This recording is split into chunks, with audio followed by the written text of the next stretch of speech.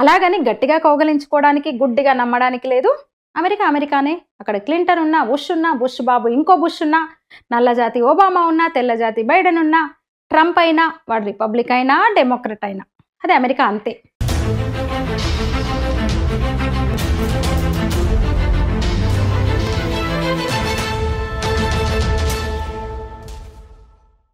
నమస్తే.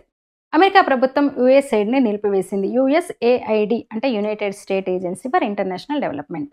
అది యుఎస్ అంటే గవర్నమెంట్ ఇండిపెండెంట్ ఏజెన్సీ అనమాట. 1961లో నాటి ప్రెసిడెంట్ జాన్ ఎఫ్ కెనడీ దాన్ని స్థాపించారు. దాని ద్వారా ప్రపంచవ్యాప్తంగా health care, education, socio economic growth ఇలా తో పాటు విపత్తు సాయం, డెమోక్రటిక్ వాల్యూస్ ఇవి లక్ష్యంగా దాన్ని స్థాపించారు. 100 కంటే ఎక్కువ దేశాల్లో యుఎస్ఐడ్ పనిచేస్తూ వస్తుంది. అక్కడ స్థానిక ప్రభుత్వాలు, ఎన్జిఓలు అలాగే ప్రైవేట్ రంగంతో సన్నిహితంగా కలిసి పనిచేస్తూ ఉంటుంది. అందులో ఆ 100 దేశాల్లో భారత్ కూడా ఉంది. ఇక గతేడాది ఎన్నికల సందర్భంగా $24 మిలియన్ అంటే భారత కరెన్సీ ప్రకారం 200 కోట్ల రూపాయలు భారత్కు వచ్చినాయి. రీసెంట్గా నిన్ననే గవర్నమెంట్ ఎఫిషియన్సీ డిపార్ట్మెంట్ అఫీషియల్గా బయటపెట్టిన చిట్టా ప్రకారం, జాబితా ప్రకారం మరి పెద్దన్నగా ఆ దేశం చేస్తున్నాయని మంచి పనులే కదా. 100 దేశాలకు విరాళాలంటే మామూలు విషయం కాదు కదా. పాపం ఎందుకు క్లోజ్ చేయాల్సి వస్తుంది? మంచి చేస్తుంటే ఎందుకు దాన్ని, ఈ ట్రంప్ వచ్చిన తర్వాత దాన్ని ఎందుకు ఆపేస్తున్నారు అనిపిస్తుంది ఇంతవరకే తెలిసిన ఎవరికైనా. అయితే అమెరికా నైజం, కుళ్ళు కుతంత్రాలు, కన్నింగ్ కంట్రీ అమెరికా. ప్రపంచం మీద పెత్తనం చేయాలనేది ఒక లక్ష్యంతో పనిచేస్తుంది అమెరికా. అమెరికన్ల ట్యాక్స్ డబ్బులు పలు దేశాల్లో వెదజల్లుతూ తమ చెప్పు చేతల్లో ఆయా దేశాలను ఉండడానికి, ఆయా దేశాలను తమ చెప్పు చేతుల్లో పెట్టుకోవడం, అందుకు ఇష్టపడని వాళ్ళను, అక్కడ నేతలను లేదా పాలకులను, ప్రభుత్వాలను పదవి నుంచి దించేయడానికి కుట్రలు పన్నడం. అంటే అధికారంలో ఉన్న నేతల మీద ఒత్తిడి తెస్తూ రకరకాల కార్యక్రమాలు తేవడానికి పరోక్షంగా, ప్రత్యక్షంగా డబ్బులు ముట్టజెప్పుతూ తమకు అనుకూలంగా ఉన్న ఇక్కడి ప్రైవేట్ వ్యక్తులు, ఎన్జిఓలతో ఆ పనులు చేయించుకుంటుంది. అది అమెరికా పని. డబ్బే కదా జగతిని శాసిస్తోంది, ఆడిస్తోంది. ఇక తమ మాట వినని పాలకులు మాత్రమే కాదు, పారిశ్రామికవేత్తలను తమ ముఠాలోకి రాని వాళ్లను వ్యాపార పరంగా ఇబ్బందులకు గురి చేస్తూ ఉంటుంది. స్వచ్ఛంద సేవ ముసుగులో మత మార్పిళ్లకు పాల్పడుతున్న మిషనరీలకు భారీగా నిధులు సమకూరుస్తుంది అమెరికా. వాటి ద్వారా ఆయా దేశాల్లో ప్రభుత్వాలకు వ్యతిరేకంగా ఎజెండా తయారు చేయడం వంటివి చేస్తుంది. ఈ పనులు చేయడం కోసమని ఎన్జిఓలు, మీడియా అవుట్లెట్స్, కొందరు జర్నలిస్టుల ద్వారా పలు దేశాలలో నిధులు వెదజల్లుతోంది. కొన్ని సందర్భాల్లో టెర్రరిస్ట్ గ్రూపులకు కూడా నిధులు అందజేస్తోంది. ఇక తమలా ఎదుగుతున్న, తమ చెప్పు చేతల్లో ఉండని దేశాలు, పాలకుల మీద ప్రపంచవ్యాప్తంగా వ్యతిరేకత పెంచుతుందన్నమాట. తమ ఎజెండా అమలుకు సుమారు 75,000 మంది జర్నలిస్టులకు ట్రైనింగ్ ఇచ్చిందంట. విచిత్రం ఏంటంటే అమెరికా సామ్రాజ్యవాదం ప్రపంచానికి ప్రమాదమని 24 గంటలు గోలగోల చేసే వామపక్షాల వాళ్ళు, అంటే ఈ లెఫ్ట్ లిబరల్స్, ఈ నిధులు అందుకుంటున్న వాళ్ళలో భారీగా ఉన్నారు. ఎస్, ఇక్కడ లేస్తున్న నోళ్ళని కూడా ఆ చందాలకు, ఆ చిల్లరకు మరిగినవే. మీరు గమనిస్తే ఈ దేశానికి వ్యతిరేకంగా, ఇక్కడి పాలకులకు వ్యతిరేకంగా, మెజారిటీ హిందూ మతానికి వ్యతిరేకంగా మాట్లాడుతున్న, ప్రచారం చేస్తున్న మీడియా, జర్నలిస్టులు, ఎన్జిఓల ముసుగుంది కదా, వాళ్ళందరూ కూడా, ముసుగులో ఉన్న వాళ్ళందరూ కూడా ఎక్కువ మంది ప్రత్యక్షంగానో పరోక్షంగానో లెఫ్ట్ ఐడియాలజీ ఉన్న వాళ్ళే. అలా యుఎస్ఐడ్ అనే ఈ సంస్థ అంటే అసలు లక్ష్యాన్ని వదిలేసి, అంటే దాన్ని పక్కన పెట్టి ఆయా దేశాల అంతర్గత వ్యవహారాల్లో జోక్యం చేసుకుంటూ ఆయా దేశాల్లోని ప్రభుత్వ వ్యతిరేక, దేశ వ్యతిరేక శక్తులకు ఆర్థిక సాయం చేస్తూ వస్తుందన్నమాట. మరి ఇన్నేళ్ల నుంచి సంస్థాపన చేస్తుంటే ట్రంప్ కన్ను ఇప్పుడే దాని మీద ఎందుకు పడింది అంటే అది కూడా చెప్తాను నేను. ఈ నిధుల వ్యయం విషయంలో ట్రాన్స్పరెన్సీ లేకపోవడం వల్ల విపరీతమైన అవినీతి జరుగుతోందని సంస్థపైన ఆరోపణలు వచ్చినాయి. అందుకే దాన్ని ప్రక్షాళన మొదలుపెట్టాడని చెప్పొచ్చు. అంటే ప్రక్షాళన జరిగే వరకు సంస్థ నిధుల వినియోగంపై నిషేధం విధించి విచారణకు కూడా ఆదేశించాడు ట్రంప్. అయితే ఇది మాత్రమే కాదు, ఇంకో కారణం కూడా ఉంది. భారత్లో లాగా, అంటే మన దేశంలో లాగా ఉండదు అక్కడ. మనం ఇక్కడ అప్పు చేయాలంటే పరిమితికి లోబడి చేయాలి. 10 రూపాయలు అప్పు కావాలంటే అంతే చేయాలి. మనం అంతకన్నా ఎక్కువ తీసుకుంటే ఆర్థిక వ్యవస్థనే కుప్పగూలుతుంది. అమెరికాకు ఆ విషయంలో అనుకూల అంశం ఏంటంటే, అంటే ఒక డాలరే గ్లోబల్గా కామన్ కరెన్సీ కనుక వాడికి ఒక అడ్వాంటేజ్ ఉంటుంది. ఎన్నైనా ప్రింట్ చేసుకోవచ్చు అమెరికా వాడు కావాలంటే. దాన్నే క్లరికల్ అడ్జస్ట్మెంట్ అంటారు. అలా విపరీతంగా ప్రింట్ చేయడం వల్ల ఇబ్బందులు ఎదురైనాయి. అయితే ఇందాక చెప్పినట్టు అలా చేయడం వల్ల ఒక దేశ ఆర్థిక వ్యవస్థ అయితే పూర్తిగా కుప్పగూలుతుంది. కానీ అమెరికా వంటి దేశాల్లో అది జరగదు. కొంత ఇబ్బంది అయితే కలుగుతుంది. ఇంకోటి, కరోనా సమయంలో, అంటే ఆ తర్వాత కాలంలో, కరోనా ఆ తర్వాత బైడెన్ ఒక్కొక్కరికి అంటే $2,000 చెక్ ఇచ్చాడు. అది కూడా గందరగోళ పరిస్థితికి కారణమైంది. మనం అప్పుడు ఎక్కువగా మాట్లాడుకునే వాళ్ళం కదా, ప్రపంచం అంతా కూడా సంక్షోభంలోకి వెళ్ళింది కరోనా వల్ల భారత్ మాత్రమే కోలుకోగలిగింది ఇతర దేశాల కన్నా కూడా. మనం ఆ సమయంలో అమెరికా గురించి కూడా అనుకున్నాం, అమెరికా కూడా ఇబ్బంది పడుతుంది అని మనం మాట్లాడుకున్నాం. అయితే ఇందాక అన్నట్టు మన కంట్రీలో ఉండదు అక్కడ, దానికి అడ్వాంటేజ్ ఉంది. ఎందుకంటే గ్లోబల్ కరెన్సీ వాడిదే కనుక, డాలరే కనుక. ఇక ట్రంప్ గెలిచాక పూర్తిగా పగ్గాలు చేపట్టక ముందే గవర్నమెంట్ ఆఫ్ ఎఫిషియన్సీ అని ఒక డిపార్ట్మెంట్ని క్రియేట్ చేసి దానికి మస్క్ను బాసం చేసేసాడు. మన వివేక్ రామస్వామి, భారతీయ సంతతికి చెందిన వివేక్ రామస్వామిని అతని దగ్గర వేశాడు. అయితే అమెరికా వాడి తెలివి ఎట్లుంటుంది, వాడు సామ్రాజ్యవాదం అయ్యి పొద్దున లేస్తే వాని తిట్టే ఇక్కడి లెఫ్ట్ లిబరల్స్నే కొంటున్నాడు, చిల్లరేస్తున్నాడు. అంటే ఎంత గొప్ప తెలివి.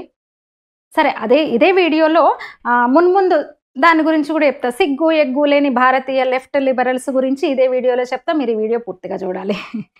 సరే, తిరిగి మళ్ళీ అసలు పాయింట్కి వద్దాం.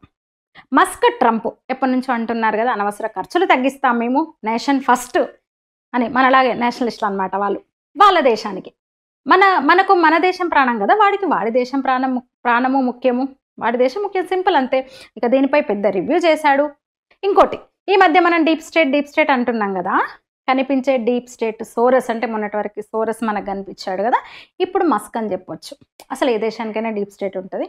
ఓకే, ఇక రివ్యూ చేసే క్రమంలో యుఎస్ ఎయిడ్ మీద మస్క్ కన్నుబడము, $50 బిలియన్ బడ్జెట్ ఉందని తేలింది, అందుకని ఆపేశాడు. అయితే యుఎస్ ఎయిడ్ తీసివేయడం పైన కూడా అక్కడ భిన్నాభిప్రాయాలు వ్యక్తమవుతున్నాయి. ఎందుకంటే ఆయా దేశాల్లో పెత్తనం చేయాలంటే వెదజల్లడం వల్లే కదా, అక్కడ వాళ్ళని గుప్పిట్లో పెట్టుకొని ఎన్జీఓలను, జర్నలిస్టులను, ఇలాంటి వాళ్ళని గుప్పిట్లో పెట్టుకొని ఆ దేశంలో కల్లోలను రేపడమే కుట్రగా ఇవి పనిచేస్తున్నాయి, తద్వారా డామినేట్ చేస్తున్నాయి కదా. మరి ఇది ఆపేస్తే ఆయా దేశాల్లో డామినేషన్, ప్రపంచవ్యాప్తంగా ఆయా దేశాల్లో డామినేషన్ తగ్గిపోతుంది అనే వాదన కూడా వినిపిస్తోంది. అయితే ట్రంప్ ఇంకో విధంగా ముందుకెళ్తున్నాడు. ఇందాక అన్నట్టు రకరకాల రూల్స్, టారిఫ్లు ఇవన్నీ. అయితే ఎవడైనా దొంగే, అక్కడ ఇద్దరు దొంగలే, బైడెన్ దొంగే, ట్రంప్ దొంగే, చిన్న దొంగ పెద్ద దొంగ అంతే. ఇప్పుడు ఉన్నోడు చిన్న దొంగ, మొన్నటి వరకు ఉన్నోడు పెద్ద దొంగ అంతే. ఇంతకు ముందునే ఎవరైనా ఇతర దేశాల్లో మితిమీరిన జోక్యం, ప్రభుత్వాలను కూలదోయడము, చిన్న దేశాలు అంటే చూసినాం మనం, ఎన్ని చిన్న దేశాలు కూలిపోలే మన కళ్ళ ముందు. అధ్యక్షులకు ఉరి శిక్షలు ఉరేసి ఉరికి కొట్టించడాలు, దేశం వదిలిపోయేలా పారిపోయేలా చేయడాలు, అమెరికా నైజమే అది.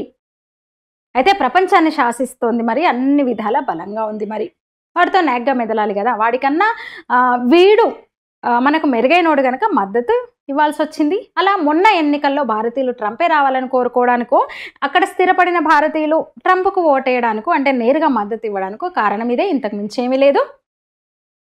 మరి మనోడికి నేషన్ ముఖ్యం కనుక వాటితో మనకు కూడా నేషన్ ముఖ్యమని ఆలోచించే మనం కూడా, నాకు నేషన్ ముఖ్యమని నేను నేషనలిస్ట్ అని చెప్పుకున్నాడు కనుక మనం మద్దతు ఇవ్వాలి కదా, సఖ్యతగా ఉండాలి కదా. ఇప్పుడు పైగా మనం చూస్తున్నాము, ఇప్పుడు నాకు ఊహ వచ్చిన అంటే ఈ 30 ఏళ్లలో కూడా ఏ అధ్యక్షుడున్నా కూడా ఆ యుద్ధాన్ని ప్రోత్సహించాడు. గతంలో 4 ఏళ్ళు ప్రెసిడెంట్గా చేసినప్పుడు ట్రంప్ను కూడా మనం చూసినాం కదా, మొన్న 4 ఏళ్ల క్రితమే ఎన్నికల్లో కూడా అదే మాట చెప్తూ శాంతి మంత్రం పట్టించాడు, యుద్ధాలకు నేను వ్యతిరేకమన్నాడు. అంటే బైడెన్ కన్నా ట్రంపే మేలు అని మనం అనుకోవాలి, వేరే ఆప్షన్ లేదు మనకు. అలాగని గట్టిగా కౌగలించుకోవడానికి, గుడ్డిగా నమ్మడానికి లేదు. అమెరికానే, అక్కడ క్లింటన్ ఉన్నా, బుష్ బాబు ఇంకో బుష్ ఉన్నా, నల్లజాతి ఒబామా ఉన్నా, తెల్లజాతి బైడెన్ ఉన్నా, ట్రంప్ అయినా, వాడు రిపబ్లిక్ అయినా డెమోక్రట్ అయినా, అది అమెరికా అంతే. వాడి డామినేషన్ తగ్గుతోందన్నప్పుడల్లా మళ్ళీ ఏదో చేస్తాడు, అది అమెరికా నైజం. అలా ఎక్కువగా health care, medical lobby, defence lobby ఎక్కువగా నడుస్తుంది. ఈ రెండింటి మీదే ఆ దేశం నడుస్తుంది, ప్రపంచాన్ని కూడా ఆడిస్తున్నాడు. దాంతోనే ఉక్రెయిన్కు, ఇప్పుడు మనం రష్యా ఉక్రెయిన్ యుద్ధం చూస్తున్నాం కదా, ఉక్రెయిన్కు ఆయుధాలు సరఫరా చేస్తున్నది అమెరికానే. ఇంకో ఘోరం ఏంటంటే యుఎస్ ఎయిడ్ చేసిన ఘనకార్యాలు అన్నీ ఇన్నిగా టెర్రరిస్టుల చదువులో కూడా నిధులు ఇచ్చారు. ఇక ఇప్పుడు తాజాగా వచ్చిన జాబితా గురించి మనం మళ్ళీ మాట్లాడుకుంటే, department of efficiency official Twitter అకౌంట్లో ఈ జాబితాను పెట్టింది, చూసే ఉంటారు మీరు కూడా. అందులో 200 కోట్లు అంటే $24 మిలియన్ ఎన్నికల ముందు భారత్లో స్పెండ్ చేసినట్టుంది. అయితే అనఫీషియల్గా ఇంకా చాలా పెట్టారు. ఈ దేశంలో ప్రభుత్వాన్ని కూలదోయడానికి, అంటే మోదీని గద్దె దింపడానికి. లేకుంటే ఇదే పెద్ద ప్రజాస్వామిక దేశము, ఇక్కడ ఎన్నికలకు వాడికి ఏం సంబంధం, అమెరికా వాడికి అంత ఇంట్రెస్ట్ వాడికి ఎందుకు, ఇక్కడ ఓటర్ అవగాహన, ఓటింగ్ పెంచడం వాడికి ఎందుకు, ఇంకా రిగ్గింగ్ జరుగుతుంది అక్కడ.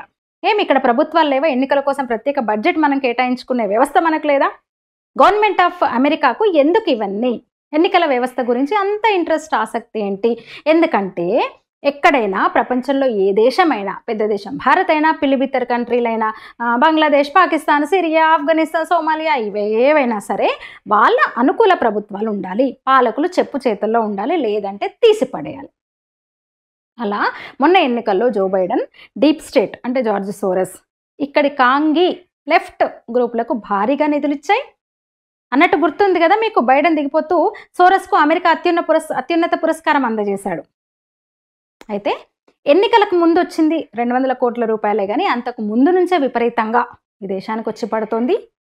రైతు వ్యతిరేక ఉద్యమం మనందరకు గుర్తుండే ఉంటుంది వంటి వాటికి. అంతేకాదు మోదీ వచ్చిన ఈ 10-11 ఏళ్లలో ముఖ్యంగా ఆ టూల్ కిట్తో ఇక్కడి లెఫ్ట్ లిబరల్స్, కాంగ్రెస్ శక్తులు, కాంగ్రెస్ ఫోర్సెస్ కలిసి పనిచేశాయన్నమాట. కేజ్రీవాల్ ఆప్ సహా. ఆధారం సిసిపి అనే సంస్థ ద్వారా స్పెండ్ అయింది కదా. అలా చాలామంది జర్నలిస్టులకు, మొన్నైతే ధృవరాటి లాంటి వాళ్లకు, ఎన్జిఓలకు చాలా అందినాయి. ధృవరాటితో సంబంధం ఉన్న అర్బన్ నక్సలైట్లు మన తెలుగు రాష్ట్రాల్లో కూడా ఉన్నారు. వాళ్ళు కొందరు అమాయకుల్ని ముందు పెట్టి ఆడిస్తున్నారు. వాళ్ళు వేసే చిల్లర కోసం వీళ్ళు పనిచేస్తున్నారు. ఇక్కడ కొందరి అమాయకత్వం, పేదరికమే వాళ్ళ పెట్టుబడైంది. ఇక్కడ యుఎస్ సైడ్ నుంచి ఎక్కువ విరాళాలు వచ్చింది ఓవరాల్గా జార్జ్ సోరెస్ ఎన్జిఓకే. అతనికి జార్జ్ సోరెస్కి ఇక్కడి ప్రభుత్వ వ్యతిరేక, దేశ వ్యతిరేక శక్తులతో, వ్యక్తులతో సంబంధాలున్నాయి. అది చెప్పడం నా ఉద్దేశం. అంతేకాదు చర్చి ఆధారిత సంస్థలకు కూడా చాలా డబ్బులు ఇస్తుంటాడు సోరెస్, అమెరికా ప్రభుత్వం. ఇక ఇంకో దిమ్మ తిరిగే విషయం ఏంటంటే 2008 ముంబై ఉగ్రదాడుల గురించి మనం ఎప్పటికీ మర్చిపోం కదా, ఎట్లా మర్చిపోతాం. ఆ దాడులకు కూడా యుఎస్ సైడ్కు లింక్ ఉంది. ఆ దాడులకు ఆ దాడికి పాల్పడ్డ లష్కరే తోయిబా అనే ఉగ్ర సంస్థకు ఫండింగ్ చేసే ఫల్హాయి ఇన్సాఫ్ అనే ఎన్జిఓకు, అమెరికా బేస్డ్ ఎన్జిఓకు సంబంధం ఉంది. దాని పేరు helping hand relief and development. అది అమెరికాది. దానికి యుఎస్ సైడ్ నిధులు ఇస్తోంది. దాని నుంచి లష్కరే సంస్థకు ఫండింగ్ చేస్తున్న ఫల్హాయి ఇన్సాఫ్ సంస్థకు నిధులు అందినాయి అన్నమాట. పాకిస్తాన్లో ఆ సంస్థ పలు కార్యక్రమాలు చేస్తూ వస్తోంది.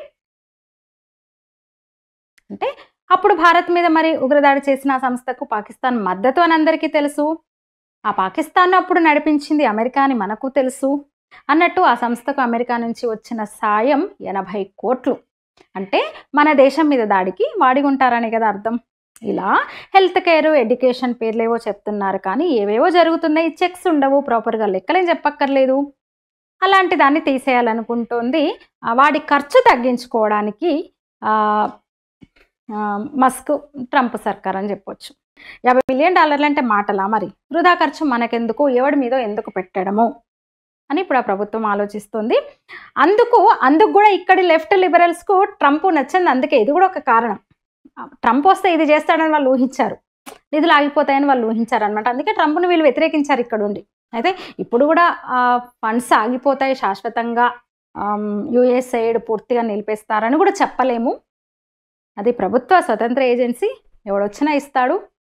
అయితే ఇప్పుడు ఉన్నోడు కాస్త ప్రచారం ఉంది కదా, రైటిస్ట్ అని మనం అనుకుంటున్నాము, మనలాగే నేషనలిస్ట్ అని వాడు చెప్పుకుంటున్నాడు, భారతీయతకు పెద్దపీట వేస్తున్నాడు. మనోళ్ళైనా కాశీ పటేల్, వివేక్ రామస్వామి, శ్రీరామకృష్ణ, హిందువైన తులసి గెబార్డ్ ఇలాంటి వాళ్ళని కీలక స్థానాల్లో పెట్టుకున్నాడు, దగ్గర పెట్టుకున్నాడు కదా. అందుకని కొంచెం మనం ఇంకా తప్పదు, సపోర్ట్ చేయాల్సి వచ్చింది మనకి. అంతేగాని చిన్న దొంగ కాకుండా పోడు. పెద్ద దొంగ బైడెన్ అయితే, మరొకసారి చెప్తున్నా, చిన్న దొంగ. అందుకని చిన్న దొంగ మేలు కదా, మనకు వేరే ఆప్షన్ లేక వాడికన్నా వీడు మేలు అని మనం సపోర్ట్ చేస్తూ వస్తున్నాం అనమాట. అక్కడ వాళ్ళు కూడా అంతే. మరొక ముఖ్యమైన విషయం ఏంటంటే భారత్లో ఈ యుఎస్ఎయిడ్ అనే సంస్థ పెద్ద మత మార్పిడి సంస్థ అయిన వరల్డ్ విజన్ ఇండియాకు మొత్తం మీద 14,000 కోట్ల నిధులు అందజేసింది. మోదీ ప్రభుత్వం వచ్చిన తర్వాతనే దాని మీద నిషేధం విధించింది.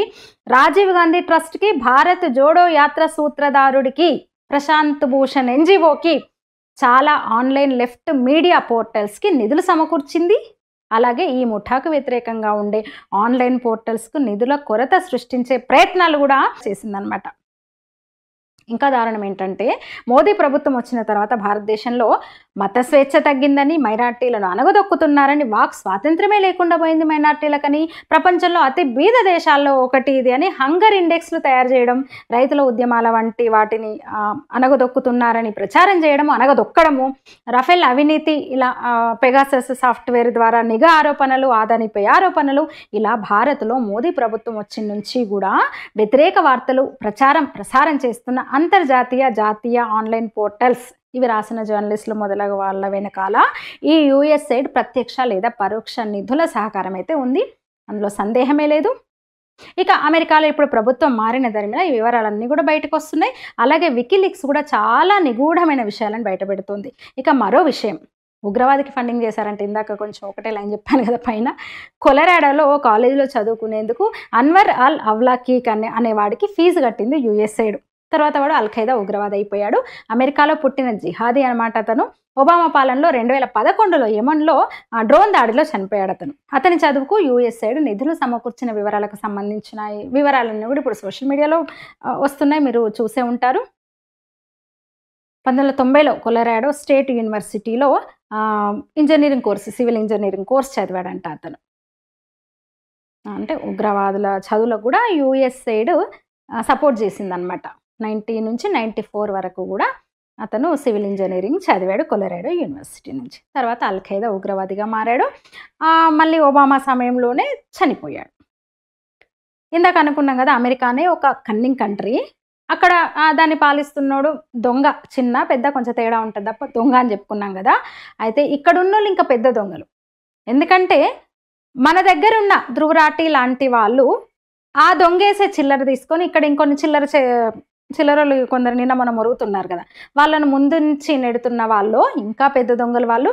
అక్కడి నుంచి బిస్కెట్లు వేసేది ఎవడు అనేది వీళ్ళకి అవసరం లేదు, అక్కడ ఏ ప్రభుత్వం ఉన్నది అనేది కూడా వీడికి అనవసరము.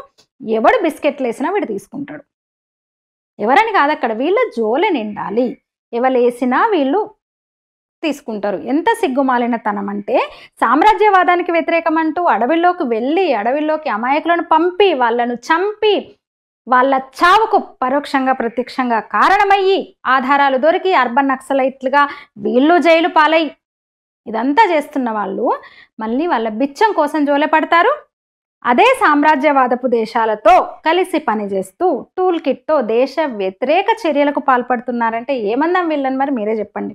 అంటే డబ్బు కోసమేనా? వ్యభిచారం కంటే హీనం కదా వీళ్ళు చేస్తున్న పని. జార్జ్ సోరెస్ లక్ష్యం ఏంటో తెలియదా వీళ్ళకు? సరే, తెలియకుండానే పైసే పరమావధి అని తీసుకుంటే వాళ్ళు మూర్ఖులైనా అయి ఉండాలి కదా. లేదా తెలిసి వాడు విధిల్చే విరాళాలు చిల్లర చందాలు వీళ్ళు తీసుకుంటూ ఉనికిలో ఉన్నారంటే వాళ్ళను 100కి 1000% దేశద్రోహులు అనాల్సిందే కదా. రెండిట్లోనే ఏదో ఒకటి అవ్వాలి కదా. ఐదర్ వాడికి తెలిసి ఆ డబ్బు తీసుకుని పనిచేస్తూ ఉండాలి, ఆర్ తెలియకుండా వాళ్ళ ఎజెండా అమలు చేసే మూర్ఖపు మంద అయినా అయి ఉండాలి. ఏదో ఒకటి వాళ్ళు ఒప్పుకోవాలి కదా.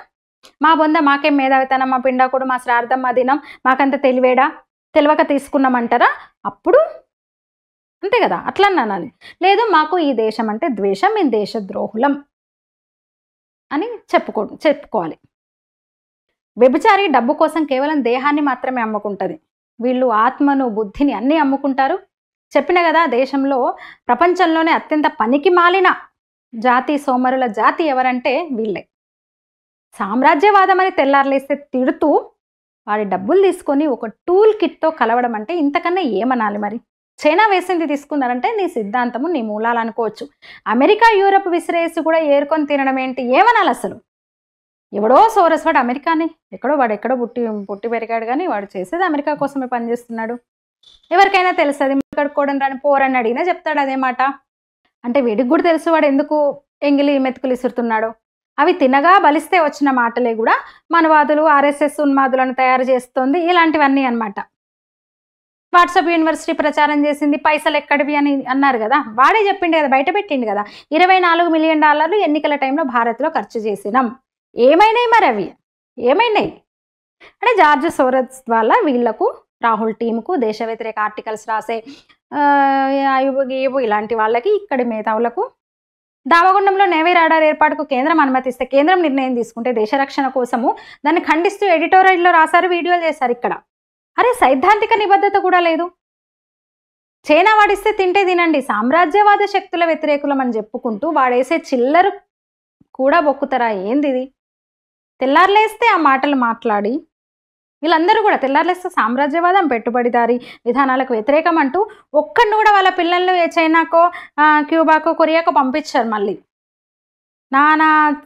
నాకుంటూ కూడా అమెరికాలు, యూరప్లకే పిల్లల్ని పంపిస్తారు. వీళ్ళు ఆ దేశాలకు వెళ్ళి జల్సాలు చేసేస్తారు. ఎంత పనికి మాలిన వాళ్ళంటే నీతి జాతి లేని వ్యవహారం వీళ్ళది. లేస్తే సామ్రాజ్యవాదం, పెట్టుబడిదారీ విధానం, వాళ్ళ నోట్లోంచి వచ్చేదే అది. పెట్టుబడిదారీ విధానాలు, దేశాలను విమర్శిస్తూ బిల్డప్ ఇచ్చే వీళ్ళంతా కూడా యూరోపియన్ క్రిస్టియన్ నుంచి డెవలప్ అయిన వాళ్ళ ఈ జాతంతా. ఇక చివరగా ట్రంప్ ఇప్పుడు వచ్చి నేను నేషనలిస్టును, రైట్ వింగ్ అని చెప్పుకున్నంత మాత్రాన పూర్తిగా మనం సమర్థించడానికైతే లేదు. ఎందుకంటే వాడు అమెరికా ట్రంప్ అనేవాడు అమెరికా అధ్యక్షుడు. పోనీ ఇప్పుడు వచ్చి ఏమన్నా రైటిస్టులకు డబ్బులు ఇస్తారంటే నో అట్లేం ఉండదు. 4 ఏళ్ళు మోదీనే కదా ఉన్నది. అప్పుడు కూడా ఈ లెఫ్ట్ లిబరల్స్కి అమెరికా డీప్ స్టేట్ నుంచి డబ్బులు వచ్చినాయి. అప్పుడు అమెరికాకు, యూరప్కి అనుకూలంగానే ఇక్కడ వాళ్ళు పనిచేశారు. అవి తీసుకొని టూల్ కిట్ ఆ దేశాలకు అనుకూలంగా ఏది చెప్తే అది వింటారనమాట. ఆ చందాల కోసమే.